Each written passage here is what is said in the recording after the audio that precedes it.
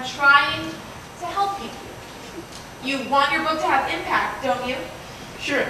And in order for it to have impact, you've got to have lots of people read it, don't you? Yes. Okay, so, in your field, how many people do you figure have to read your book for it to have some impact? One. No. In order for your book to have impact, you've got to have lots of people read it. Every man on the street has got to have one. No, only one, Max. Max? Max Planck, a German physicist, very influential. If he reads it, he makes my reputation. Well, you're lucky. If your market is one person and you know his name, you can put a limit on what you're going to spend on advertising. How old are you? I'm 25. You don't look 25. I discovered at an early age going to be the type of person who will always look 86. Hey Einstein. Last week I bought 12 bottles of Chablis at 17 francs a bottle, but only 11 came. How much do I owe this guy? Leave him alone. 187 francs. See, as long as we've got him here, we might as well use him. I made a deal with Alphonse for a case of port at 26 francs each. He said if I bought 6 cases, he'd give me a discount of 2 to 4%. But he'd rather get the port. Since the port arrived and was newer than 1900, he'd give me a 4% discount, keeping 3% on bottles before 1900 and 2% on bottles before 1895. When I got the cases, 2 cases had 9 bottles dated before 1900 and 15 bottles dated before 1895. 1 case had 18% of bottles dated before 1900, and the rest were evenly split between before 1895 and after 1900. Oh, the rest of the 3 cases, after 1900, before 1900, and before 1895, respectively. How much do I owe this guy? Oh, good grief. Oh, I left one thing out. He said the sum total of the date of the digit of the bottle was greater than 25. He gave me a 9% discount on those bottles.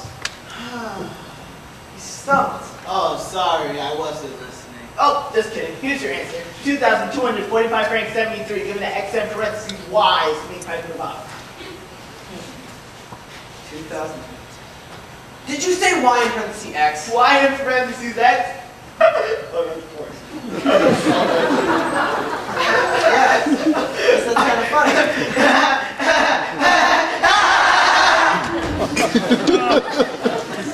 So, what's the date today? It's the 8th. And the year. You don't know the year? I know the year, just sometimes when I'm writing it down, I write down the wrong number. Sometimes I look at the date, I've written down something by 10, sometimes 15 years. But now that I think about it, I know it's 1903. 04. Oh, come on, the year just changed, it's only January. October. The year isn't important anyway. Just put the first decade of the 20th century. Gosh. That's what it is, isn't it? The first decade of the 20th century. I'm glad the 19th century was over. It was a bad century. What's not to like about a century? Well, for one thing, the pollution. Soot, garbage, smoke. Horseshit. You disagree? No, I'm adding it to the list. Yeah. Horseshit, noise. This century will be better. What do you see for the future? Well, let me ask you, what do you see? I'll answer. I see air travel becoming common, with hundreds of people being carried in giant airplanes. I think we'll see images sent through the air, and the receivers will become so popular that mass taste will diminish their potential. The city of Hiroshima will be completely modernized. There will be a brief craze for lawn flamingos. Vast quantities of information will be stored in very small spaces. Cruelty will be perfected. By the end of the century, smoking in restaurants will be banned.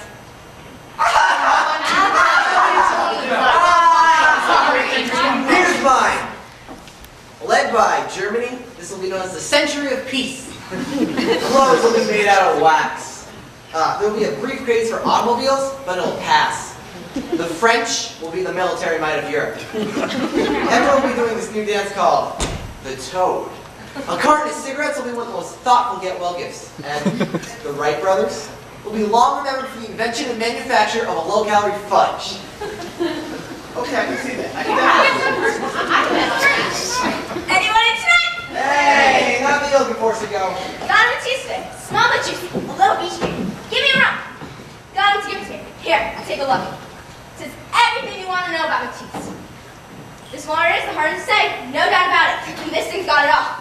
Let's take it out there, Freddie. Look at it. Beautiful. Still works. Still works. Still holds the book. Lost it there. But damn, you see what I mean? Not really. Up to 10 feet away, you borrow watches from the Matisse. Then the bar takes over. Come over, Freddie. Does anyone feel a draft in here? What makes it so great? You want to know what makes it great? I'll show you what makes it great. This is what makes it great. The frame? The boundary, the edge. Otherwise, anything goes. You want to see a soccer game where the players can run to the stands and order beer? No! They've got to stay within the boundaries to make it interesting. In the right hands, this little piece of space is as fertile as Eden. That frame's about the size of my book. Well, I hope you chose your words carefully. Ideas are like children. You gotta watch over them, or else they might go wrong. I know what he means. I told Leslie Apollinaire once he squiggled and squirmed. I'm gonna make a nice profit on that. You watch. Well, considering you got it for free, it might not be that difficult. But you got it because you loved it. How can you sell it? Well, what do you do? I'm a physicist. Good. Then you must know how naive a question can sound. I'll tell you how it works. When I bought it, I identified it. I identified it as something worth having. I've named it as a work of art. Once I've done that, I don't have to own it. It'll always be mine. And I guarantee you, Matisse is happy about it also. He wants this work out there, out of Paris. I sold to Russia, and I sold to America, and I sold to dealers in Paris and sold everywhere. And dealers like to buy from me because, frankly, they don't get it. And they want me to discern the good ones from the bad ones. How did you learn to tell the difference? I wish I knew. But I can look at two paintings that no one's ever seen before and know that one's for me. That one is for somebody whose idea of art is something ugly done by a relative. They come to the galleries with bags of money saying, show me what you've got. Taste is no object. Another Freddie. Finally, a customer.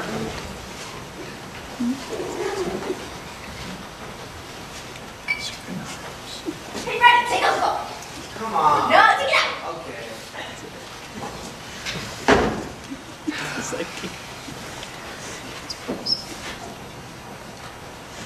Corbett. Corbett. Corbett. Wait a minute. This is a book about Corbett.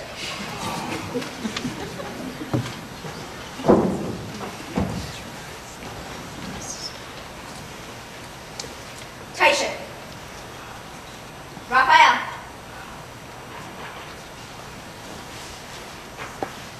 That's a tough one. What's so tough about that one? You got all the others. He's got his thumb over the name! We art dealers are known for a sense of humor. Who's this?